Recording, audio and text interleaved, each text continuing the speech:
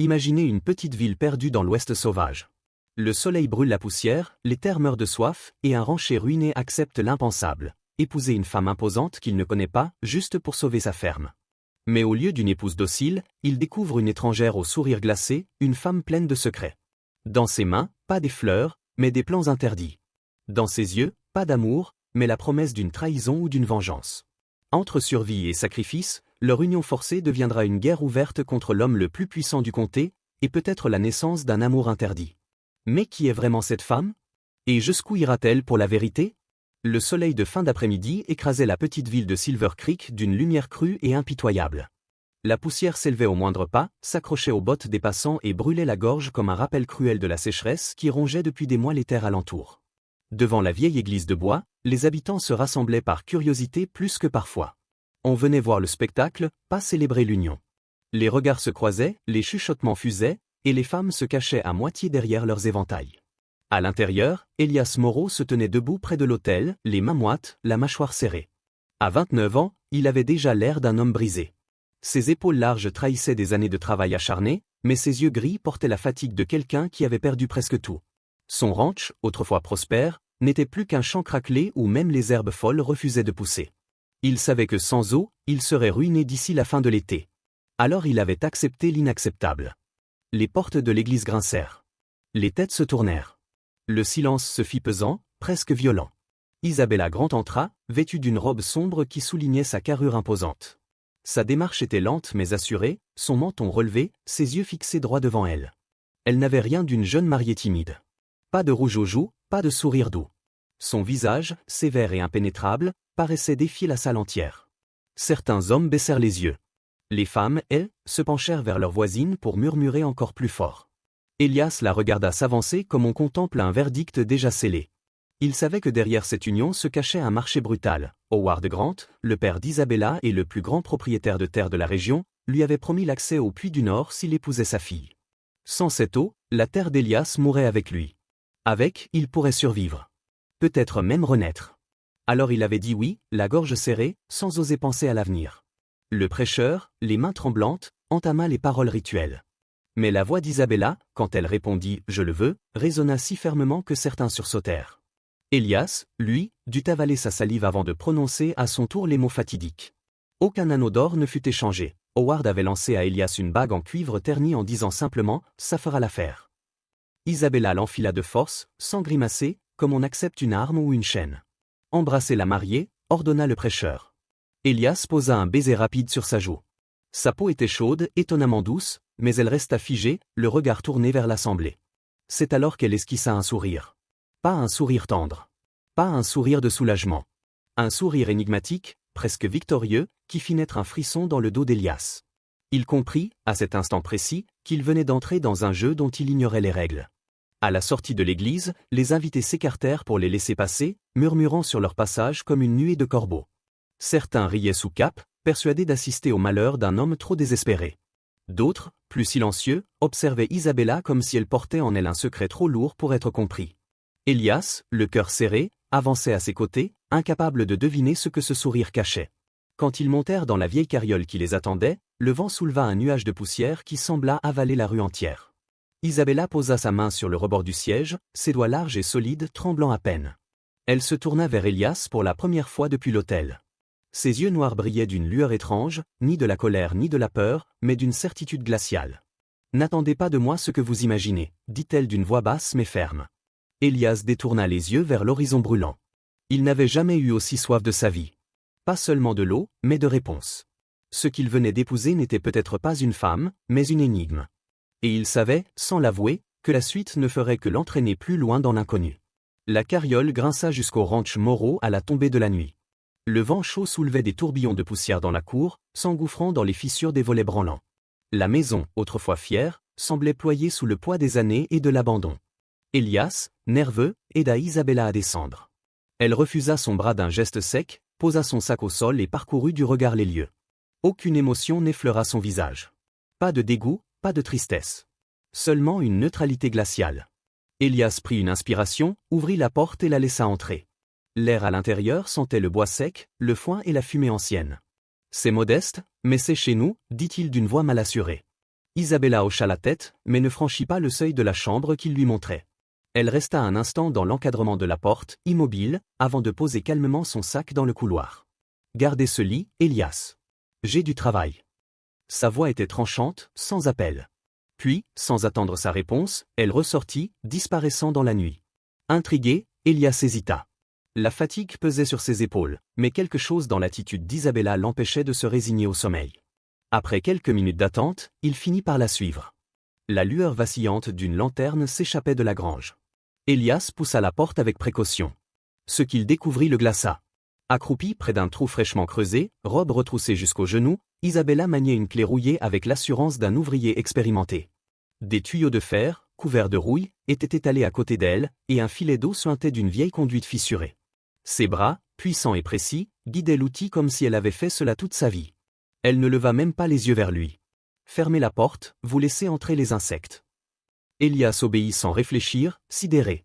Il s'approcha, observa ses gestes, puis lâcha. « Mais comment savez-vous qu'il y a une conduite ici ?» Isabella essuya la sueur de son front avec l'arrière de sa main, puis répondit d'une voix froide, « Les bêtes me l'ont montré. Elles boivent là où le sol respire encore. Vous n'avez jamais écouté vos mules ?» Il resta bouche bée, incapable de savoir si elle se moquait ou si elle croyait réellement ce qu'elle disait. Un silence lourd tomba dans la grange, seulement brisé par le grincement du métal contre le fer.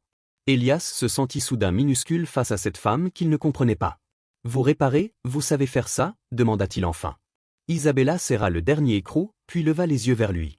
Ses pupilles noires brillaient à la lumière tremblante de la lanterne. « Je sais survivre », dit-elle simplement. Elias resta figé, incapable de détourner son regard. Ce n'était pas la voix d'une épouse obéissante, ni même celle d'une femme en quête de reconnaissance. C'était le ton d'un soldat, d'une survivante, d'une force qui ne demandait ni permission ni pardon. Elle replongea aussitôt dans sa tâche, comme s'il n'existait plus. En quittant la grange, le cœur battant, Elias sentit un frisson courir le long de sa nuque. Ce soir-là, il comprit une chose essentielle, il avait épousé une inconnue. Non pas une étrangère banale, mais une énigme froide et redoutable. Et sous le silence de la nuit de Silver Creek, le jeune rancher réalisa qu'il n'était peut-être plus maître de son propre destin. L'aube se leva sur Silver Creek avec une lumière pâle, presque timide, qui peinait à réchauffer les planches fatiguées du ranch Morrow. Elias n'avait pas fermé l'œil de la nuit. Chaque fois qu'il avait fermé les paupières, l'image d'Isabella, robe retroussée, bras plongés dans la terre pour réparer une conduite, revenait avec la force d'un cauchemar éveillé. Elle n'avait rien d'une épouse. Rien d'une compagne. Elle ressemblait davantage à une ombre venue imposer sa volonté sur sa vie. Quand il descendit les marches grinçantes du perron, il la trouva assise à la table de la cuisine, déjà éveillée, les cheveux attachés à la hâte, une tasse d'eau claire devant elle. Sur la table reposait un rouleau de papier jauni, retenu par une pierre. Sans un mot, elle le fit glisser vers lui. « Ouvrez-le » dit-elle simplement. Sa voix n'était ni douce ni dure, mais ferme, comme une injonction impossible à refuser. Elias défit le ruban poussiéreux et déroula lentement la feuille. Ce n'était pas une simple carte. Des lignes tracées au crayon, précises et méthodiques, formaient un réseau complexe de canalisations, de tunnels et de réservoirs souterrains. À mesure qu'il déchiffrait les symboles, son souffle se fit plus court. Il connaissait ces terres. Il les avait labourées, souffertes, maudites.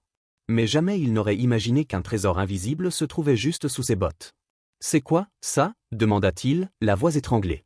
Isabella croisa les bras, ses yeux sombres fixés sur lui. Le système hydraulique du chemin de fer. Construit il y a 15 ans pour alimenter les locomotives et abandonné quand la ligne a été déplacée.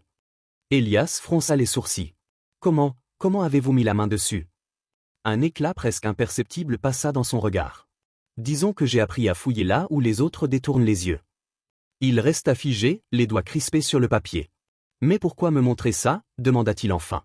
Isabella inspira profondément, puis posa ses mains sur la table. « Parce que ces conduites passent sous les terres de mon père. » Elias releva brutalement la tête. Le nom s'imposa comme une gifle, Howard Grant. L'homme qui contrôlait la moitié du comté, celui dont les menaces avaient poussé Elias à ce mariage humiliant. Isabella baissa légèrement la voix, mais ses mots claquèrent comme un coup de fouet. « Il ne possède pas ce qu'il prétend. L'eau qui nourrit ses champs n'est pas à lui. » Elias sentit son estomac se nouer. Tout Silver Creek savait que sans l'eau du Nord, aucun ranch ne survivrait. Et voilà que cette femme, qu'il avait épousée la veille à contre-cœur, lui affirmait que le secret de la vie de tout un territoire se trouvait sous les bottes de son beau-père. « Pourquoi me le dire à moi » souffla-t-il. Isabella soutint son regard sans ciller. « Parce que vous avez plus à perdre que quiconque. Et parce que vous êtes le seul assez désespéré pour m'écouter. Le silence s'épaissit entre eux, seulement troublé par le craquement des murs de la vieille maison. Elias serra la carte dans ses mains, partagée entre la colère et l'incrédulité. Était-elle folle? Ou géniale? Tout son instinct lui criait de se méfier. Pourtant, une part de lui, celle qui refusait de mourir avec ses terres, s'accrochait à cette révélation comme à une bouée. Isabella se leva, attrapa la lanterne posée sur l'étagère et se tourna vers lui. Ce mariage, Elias, n'est pas ce que vous croyez. Sa silhouette se découpait dans la lumière du matin, imposante, mystérieuse, presque irréelle. Vous n'avez pas épousé une femme. Vous avez épousé un secret. Le cœur d'Elias battait si fort qu'il en avait mal à la poitrine. Devant lui, cette épouse imprévisible n'était plus seulement une étrangère. Elle devenait l'énigme la plus dangereuse qu'il ait jamais croisée. Et il comprit, au plus profond de lui, qu'il venait de franchir une frontière invisible. Il n'était plus question de survie seulement. Désormais, il jouait une partie dont l'enjeu dépassait son propre ranch, et peut-être toute la vallée de Silver Creek. Le soleil de midi écrasait Silver Creek quand Elias descendit de cheval devant l'épicerie générale. La chaleur semblait faire coller la poussière à sa peau, mais ce n'était pas ce qui lui pesait le plus. Partout où il passait, des regards le suivaient. Des murmures flottaient à ses oreilles, parfois étouffés derrière des éventails, parfois crachés à voix basse. On dit qu'elle travaille plus dur qu'un homme. Tu as vu ses mains? Noircies comme celles d'un forgeron. Pauvre Elias, obligé d'épouser une bête pour sauver son champ. Chaque mot frappait comme une gifle, et pourtant, il ne pouvait s'empêcher de serrer les poings de fierté quand certains ajoutaient « Mais, par Dieu, son ranch reprend vie ». Car c'était vrai. En l'espace de quelques semaines, Isabella avait transformé la ferme mourante en un chantier vibrant. Les clôtures remises d'aplomb, le toit réparé tant bien que mal, la terre retournée comme si elle refusait d'abandonner. Chaque matin, Elias la trouvait déjà dehors, les manches retroussées, son corps massif courbé sur la terre. Elle ne parlait presque pas, mais chaque geste respirait une force tranquille, inébranlable. Pourtant, plus elle gagnait le respect des uns, plus les autres redoublaient de mépris. Dans les rues de Silver Creek, les commérages enflaient comme une tempête. Les femmes fronçaient le nez en la voyant entrer à la mercerie, les hommes ricanaient au saloon en évoquant sa carrure. Elias oscillait entre la honte et l'admiration. La honte d'entendre ses rires dans son dos, mais aussi l'admiration brûlante pour cette femme qui travaillait sans relâche, indifférente au regard. Un soir, alors qu'il revenait d'une longue journée à rapiécer la clôture du sud, il aperçut Isabella assise dans la cuisine, la lampe à huile allumée. Elle n'avait pas remarqué sa présence. Ses doigts, tachés de terre et de suie, tenaient une enveloppe scellée d'un cachet officiel. Elias reconnut immédiatement l'emblème fédéral, le même qu'il avait déjà vu sur des documents de la poste territoriale. Son cœur se serra. Qu'est-ce qu'elle faisait avec une telle lettre? Il resta dans l'ombre du couloir, observant. Isabella brisa le seau avec une lenteur méthodique, lut la missive en silence, puis referma aussitôt le papier qu'elle glissa dans une boîte en fer, soigneusement dissimulée derrière un sac de farine. Le geste était rapide, précis, presque militaire. Elle souffla la lampe et quitta la pièce, le plancher craquant sous ses pas lourds. Quand il fut certain qu'elle était montée à l'étage, Elias entra dans la cuisine. La boîte en fer était toujours là, légèrement dissimulée par le sac. Il la toucha du bout des doigts, hésitant. L'ouvrir, c'était trahir ce peu de confiance fragile qui s'était installé entre eux. Mais ne pas l'ouvrir, c'était vivre dans l'ombre d'un secret qui grandissait chaque jour. Il retira lentement le sac, sortit la boîte et la posa sur la table. Le métal froid lui glaça la paume. Un bruit de pas dans l'escalier le fit sursauter. Il replaça précipitamment le tout comme avant et recula juste à temps. Isabella entra de nouveau dans la cuisine, les cheveux défaits, une lueur méfiante dans les yeux. « Vous ne dormez pas ?» demanda-t-elle, sa voix calme mais teintée d'une vigilance sourde. Elias déglutit, esquissa un sourire forcé. Trop de choses dans la tête. Elle le fixa un instant, comme si elle cherchait à lire au plus profond de lui, puis hocha la tête et remonta sans un mot. Elias resta seul, le cœur battant, ses yeux rivés sur la boîte dissimulée. Le doute s'insinuait désormais comme du poison. Qui était vraiment Isabella Grant? Une épouse courageuse qui redonnait vie à sa ferme, ou une femme au secret trop lourd pour être partagé? Cette nuit-là, allongé sur son lit, Elias ne trouva pas le sommeil. Chaque craquement du plancher, chaque souffle du vent semblait chuchoter une même vérité. Sa femme n'était pas celle qu'elle prétendait être. Et dans le silence oppressant du ranch, il comprit que ce secret allait bientôt éclater. Le vent d'automne balayait la cour du ranch, charriant des feuilles sèches et une odeur âcre de fumée. Elias, qui rentrait des pâturages, fronça les sourcils en apercevant une lueur inhabituelle derrière la grange. Ce n'était pas la douce lumière d'une lanterne mais la danse irrégulière d'un feu vif. Le cœur battant, il s'approcha à pas feutrés. La porte était entr'ouverte. À l'intérieur, Isabella se tenait accroupie devant un vieux tonneau de fer transformé en brasero.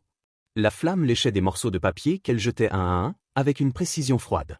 Elias s'avança encore, et soudain, il vit le sceau rouge qui se tordait dans les flammes, un cachet fédéral, net, indéniable. Son souffle se coupa. « Qu'est-ce que vous faites » lança-t-il, la voix plus dure qu'il ne l'aurait voulu. Isabella sursauta, ses yeux noirs brillant dans l'ombre, puis reprit aussitôt son calme. Elle jeta le dernier fragment dans le feu, se releva lentement et souffla un nuage de cendres. « Exactement ce que vous croyez. » Elias entra dans la grange, la mâchoire crispée. « Vous cachez des documents officiels et vous les brûlez comme des preuves. Qui êtes-vous vraiment, Isabella » Elle soutint son regard, silencieuse, puis secoua la tête. « Isabella Grant est morte il y a longtemps. » Ses mots tombèrent comme un coup de tonnerre. Il fit un pas vers elle. « Répétez. » Elle inspira profondément, puis retira la bague de cuivre de son doigt et la posa sur le rebord du tonneau. « Mon vrai nom était Morgan. » Sa voix ne tremblait pas. J'étais ingénieur civil pour le bureau territorial, chargé d'inspecter les droits d'eau autour de Silver Creek. 3 ans plus tôt, j'ai découvert que Howard Grant avait falsifié des titres de propriété, acheté des fonctionnaires, volé au peuple l'accès au puits. Elias resta figé, incapable de détourner le regard. Chaque mot frappait comme un clou. « Et vous avez dénoncé tout ça » demanda-t-il d'une voix sourde. Elle hocha la tête. « J'ai rédigé un rapport complet, envoyé à Tucson. Mais avant qu'il n'arrive aux autorités, mon convoi a été attaqué. Le conducteur a été abattu, mes dossiers volés. Ils ont dit que c'était des bandits. C'était un mensonge. C'était lui. » Elle ferma les yeux une seconde, reprenant son souffle. « Depuis, Howard Grant me traque. Pour lui, je suis une menace. Alors il m'a forcé à prendre une identité. Il avait perdu sa fille unique à la fièvre jaune. Une fille fragile dont personne en ville n'avait vu le visage depuis des années. Il m'a donné son nom. En échange de mon silence, je devais disparaître derrière cette façade. » Elias sentit son sang bouillir. Tout ce qu'il croyait savoir s'effondrait. Alors ce mariage. Théa soutint son regard, et cette fois ses yeux brillèrent d'une dureté presque douloureuse. C'était ma condition. J'ai choisi de vous épouser, Elias. Parce que je savais que votre ranch repose sur l'une des anciennes conduites. Parce que vous étiez assez désespéré pour accepter, et assez digne pour ne pas fuir. Le silence tomba lourd, étouffant. Elias recula d'un pas, la poitrine serrée. Vous m'avez utilisé, souffla-t-il entre colère et stupeur. Je vous ai donné mon nom, et vous m'avez vendu un mensonge. Théa fit un pas vers lui, ses traits tendus par une sincérité brutale. Je ne vous ai jamais promis l'amour. Je vous ai promis la survie. Il détourna les yeux, incapable de supporter plus longtemps son regard. Sa gorge était sèche, ses mains tremblaient. L'image de cette femme, qu'il croyait à la fois fardeau et allié, se déchirait pour révéler quelque chose de bien plus dangereux, une combattante cachée sous le masque d'une épouse. Le feu dans le brasero crépitait encore, consumant les derniers fragments du sceau fédéral. Et dans l'ombre de la grange, Elias comprit qu'il n'avait pas épousé une femme mais une guerre. Elias passa la nuit sans fermer l'œil, le regard fixé sur le plafond fissuré de sa chambre. Chaque craquement du bois, chaque souffle du vent lui rappelait la scène dans la grange, les flammes dévorant les documents officiels, le visage de sa femme se transformant en celui d'une inconnue. Théa Morgan. Le nom résonnait comme un écho obsédant. Au matin, ses poings étaient encore serrés de colère. Lorsqu'il descendit à la cuisine, elle l'attendait déjà. Debout, droite, comme une sentinelle, un rouleau de papier serré contre elle. Son visage restait impassible, mais ses yeux brillaient d'une détermination froide. Elias s'arrêta sur le seuil, le souffle court. « Vous devriez partir » lâcha-t-il d'une voix dure. « Je n'ai pas besoin d'une menteuse sous mon toit. » Théa ne bougea pas. Elle posa les papiers sur la table avec lenteur. « Et pourtant, vous avez besoin de ça. » D'un geste précis, elle déroula les feuillets. Des copies de registres, des cartes annotées, des témoignages griffonnés à la hâte.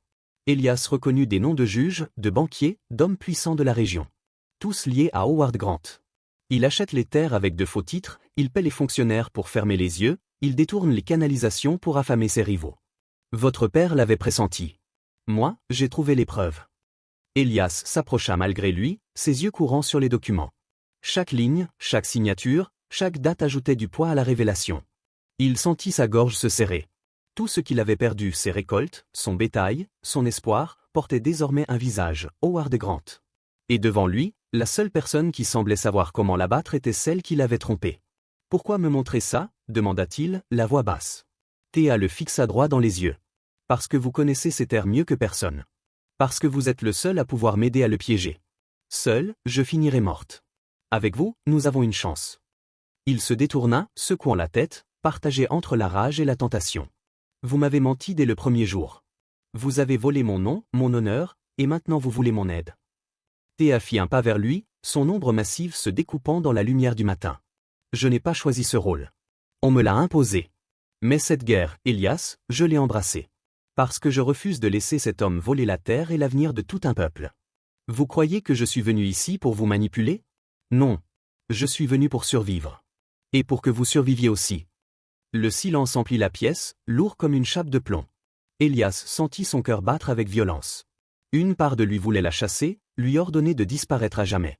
Mais une autre part, plus sombre, plus lucide, savait qu'elle disait vrai. Sans elle, il n'avait aucune chance de récupérer son Onisson Ranch. Sans lui, elle n'avait aucune couverture pour résister à la puissance de Grant.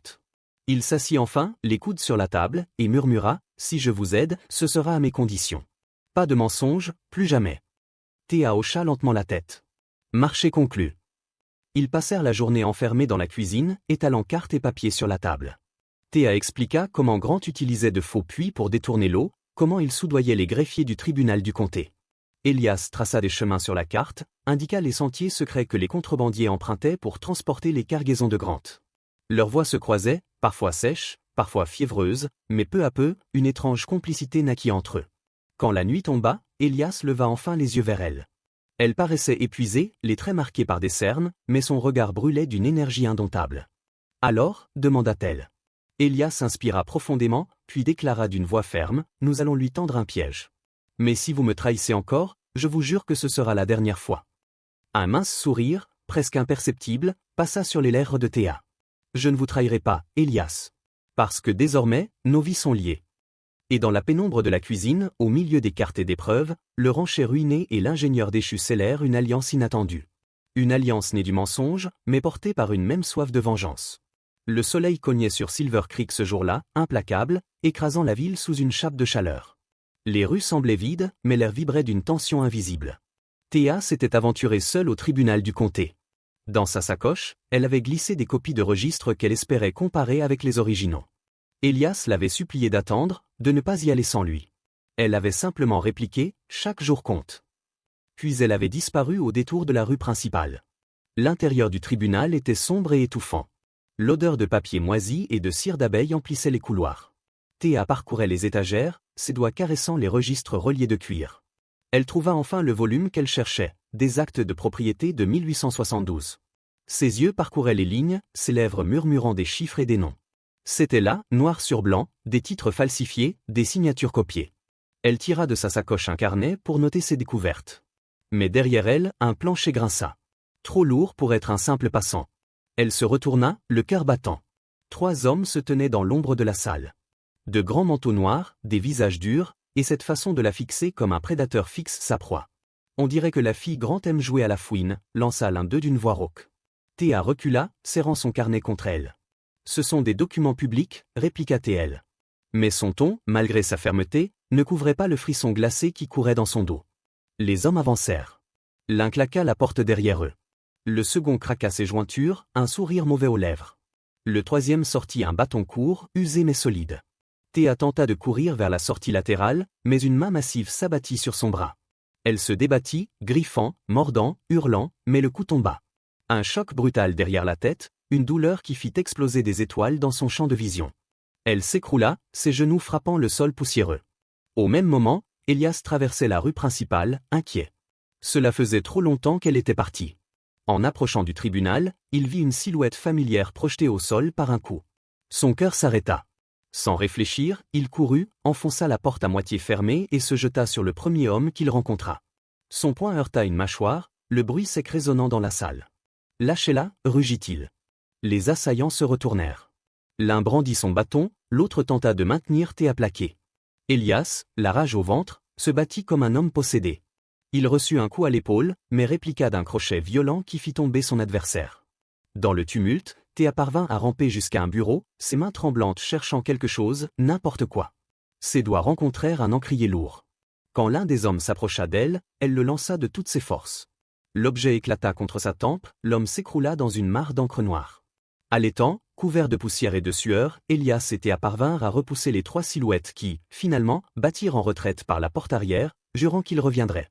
Le silence retomba, seulement troublé par le souffle brisé de Théa. Elias se précipita vers elle. Une plaie saignait sur son front, son visage était blême. Théa, mon Dieu, murmura-t-il, sa voix étranglée d'inquiétude.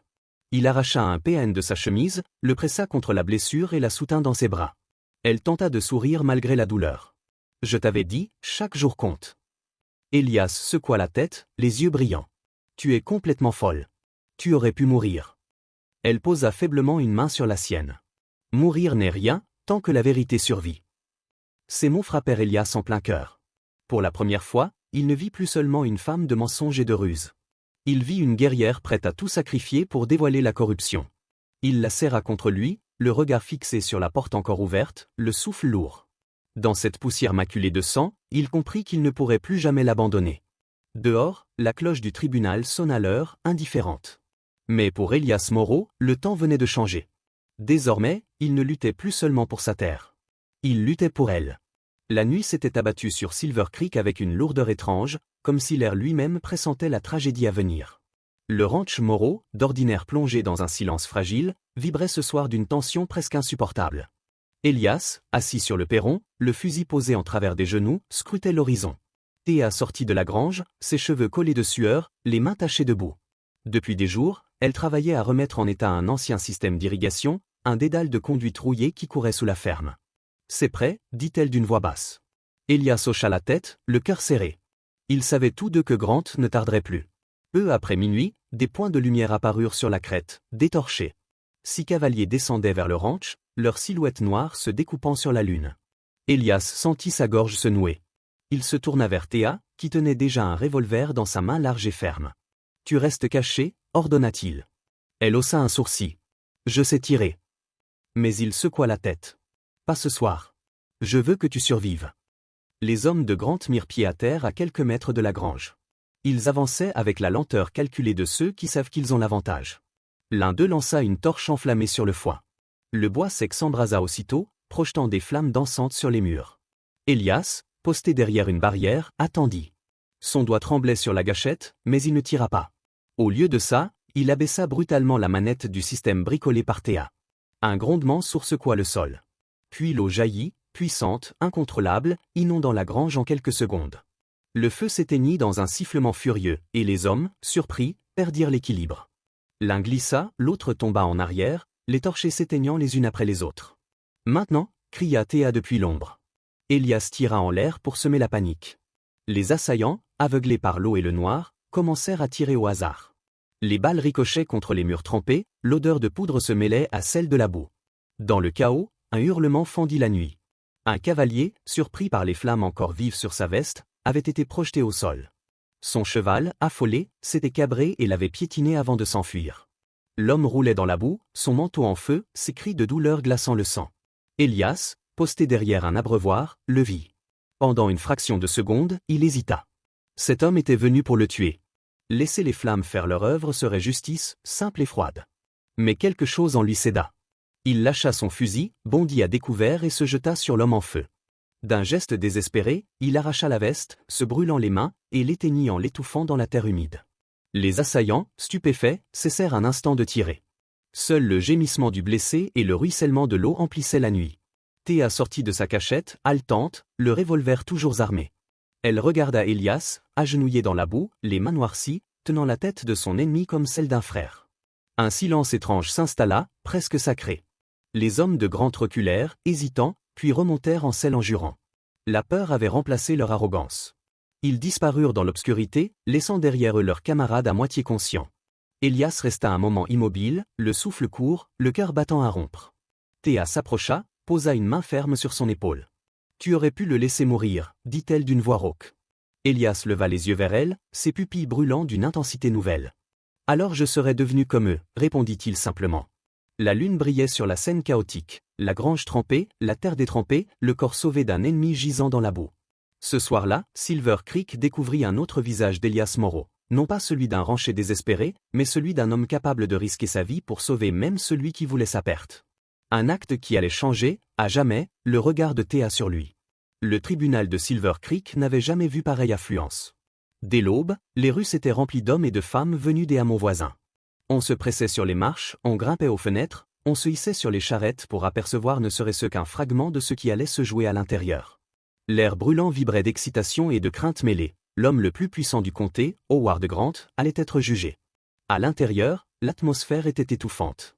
Les bancs de bois craquaient sous le poids des curieux, les éventails s'agitaient comme des ailes nerveuses, et chaque chuchotement semblait suspendu aux poutres du plafond. Elias se tenait debout au fond de la salle, son chapeau à la main, le visage fermé. À quelques pas de lui, Thea avançait vers la barre, son bras encore bandé, mais la tête haute. Ce n'était plus Isabella Grant, l'épouse muette et imposante que tous avaient cru. C'était Thea Morgan, ingénieure civile, survivante, témoin. Le juge, venu spécialement de Prescott, leva son maillet. « Madame Morgan, vous êtes sous serment. Dites à cette cour ce que vous savez. » Thea inspira profondément. Sa voix, quand elle s'éleva, ne trembla pas. Elle parla des registres falsifiés, des signatures imitées, des fonctionnaires soudoyés. Elle décrivit les canalisations enterrées sous les terres de Grant, les puits détournés pour affamer les ranchs voisins. Chaque mot tombait comme une pierre dans l'eau, soulevant des murmures de stupeur dans la salle. Puis elle parla des menaces, des attaques dans l'ombre, du convoi intercepté où son conducteur avait trouvé la mort. Howard Grant, assis entre deux marshals fédéraux, gardait le visage fermé, mais ses mâchoires crispées trahissaient sa rage. Quand Thea le désigna du doigt, la salle entière sembla retenir son souffle. Cet homme n'a pas seulement volé la terre. Il a volé l'avenir de ce territoire. Et quand j'ai voulu parler, il a tenté de me faire taire par le sang. Un brouhaha secoua la foule. Le juge dut frapper 3 fois son maillet pour rétablir le silence. Thea se tut enfin, mais son regard ne quitta pas Grant. Elle n'était pas une épouse bafouée cherchant vengeance. Elle était une combattante qui refusait de céder. Le procureur lut à voix haute les copies des preuves qu'elle avait apportées. Des témoins furent appelés. Un ancien greffier, tremblant, admit avoir été payé pour falsifier un acte. Un fermier jura avoir vu les hommes de Grant détruire des canaux d'irrigation. Chaque témoignage ajoutait un clou au cercueil du baron. Quand ce fut au tour d'Elias, un silence presque religieux s'installa. Il s'avança lentement, son chapeau toujours serré entre ses mains calleuses. Sa voix, au début, fut rauque, mais elle gagna en force à mesure qu'il parlait. « Je vais être franc. J'ai épousé cette femme parce que je mourais de soif. Ma terre s'asséchait et Howard Grant m'a mis un marché sous le nez, épouser sa fille ou tout perdre. J'ai dit oui, parce que j'étais désespéré. » Un murmure parcourut la salle. Elias redressa les épaules, son regard cherchant celui de Thea. Mais la femme que j'ai épousée n'était pas celle qu'il m'avait vendue. C'était Thea Morgan. Une étrangère, une menteuse, peut-être, mais aussi la plus courageuse des âmes que j'ai jamais rencontrée. Elle m'a appris que l'eau n'est pas la seule chose à sauver. Que la vérité et la justice valent plus qu'un champ fertile. Sa voix se brisa légèrement. Je croyais avoir besoin d'un puits. La vérité, c'est que je ne peux plus vivre sans elle. Un silence pesant suivit ces paroles, puis un souffle parcourut la foule, comme un vent dans un champ de blé. Certains avaient les yeux humides, d'autres se regardaient, bouleversés. Thea, les lèvres tremblantes, baissa un instant la tête, émue malgré sa force. Le juge leva la main. Howard Grant sera traduit devant la Cour fédérale pour fraude, corruption et tentative de meurtre. Le maillet s'abattit avec fracas. La salle éclata en murmures étouffés. Pour la première fois dans l'histoire de Silver Creek, le pouvoir avait vacillé. Et au milieu de cette foule secouée, Elias et Thea se tenaient côte à côte. Pas comme un mari et une femme liés par un contrat, mais comme 2 âmes liées par une vérité trop grande pour être niée. Le printemps revint sur Silver Creek comme une bénédiction attendue. Après des mois de sécheresse et de peur, la terre semblait enfin respirer. Les pluies tardives avaient laissé derrière elle une odeur fraîche d'herbe et de boue, et le ranch Morrow, que l'on disait autrefois condamné, renaissait. Un matin, le courrier officiel arriva, un pli scellé du gouverneur territorial. Thea, les mains tremblantes, brisa le cachet. La lettre confirmait son pardon total. Ses actions, autrefois considérées comme une imposture, étaient désormais reconnues comme un acte de justice. Elias, à ses côtés, la regarda lire chaque mot à voix basse. Quand elle leva enfin les yeux, il vit briller dans ses pupilles quelque chose qu'il n'avait encore jamais vu, du soulagement. Pas la fierté dure et implacable qu'elle portait comme une armure, mais une paix fragile, presque timide. « C'est fini » murmura-t-elle. Elias posa sa main sur la sienne et répondit doucement « Thea. » Ce n'est que le début. Ils s'attelèrent alors à une tâche nouvelle. Le ranch, qu'ils avaient sauvé de la poussière et du feu, devint plus qu'une ferme. Sous la grande grange restaurée, ils installèrent des bancs rudimentaires, des outils, des plans accrochés au mur. Les enfants de Silver Creek, d'abord timides, commencèrent à venir. Certains marchaient des kilomètres, d'autres arrivaient à cheval, les yeux pleins de curiosité. Thea leur montrait comment tracer un canal d'irrigation, souder un morceau de métal, greffer un jeune arbre fruitier. Elias leur apprenait à réparer une clôture, à lire le ciel pour deviner la pluie, à tenir une pelle avec dignité. Peu à peu, le ranch se transforma en école vivante. Les cris des enfants remplaçaient le silence d'autrefois. On riait, on apprenait, on partageait le pain et le savoir. Les habitants, d'abord méfiants, commencèrent à y envoyer leurs fils et leurs filles. Ce n'est pas seulement une ferme, dit un vieil homme au saloon, c'est un avenir. Et bientôt, les étrangers vinrent aussi, attirés par la rumeur d'un lieu où une femme tombée en disgrâce et un rancher ruiné avaient bâti quelque chose de neuf. Le soir, quand le soleil descendait derrière les collines, Elias et Théa s'asseyaient sur le perron. Leurs mains, couvertes de terre et d'ampoules, se cherchaient dans le silence. Il n'y avait pas besoin de grands mots. Ils se rappelaient d'où ils venaient, d'un mariage arrangé, né du désespoir, entouré de mensonges. Et pourtant, de ces cendres avait surgi une vérité plus solide que la pierre. Un jour, le shérif Bell apporta une nouvelle, on avait retrouvé la tombe de la véritable Isabella Grant, morte des années plus tôt. Théa insista pour qu'une pierre soit gravée à son nom et posée près du jardin du ranch. Qu'elle ne soit pas oubliée, dit-elle. Elias, en silence, planta à côté un jeune oranger, symbole de racines et de renaissance. Les saisons passèrent. Les champs reverdirent, la grange abritait chaque année plus d'enfants. Le nom de Grant s'éteignait dans la poussière des archives, tandis que celui de Moreau et de Morgan devenait une histoire que l'on se murmurait dans tout le territoire. On disait, ils se sont mariés pour survivre, mais c'est l'amour qui les a sauvés. Un soir d'été, alors que la lumière dorée enveloppait la vallée, Elias regarda Théa penchée sur un rang de tournesol.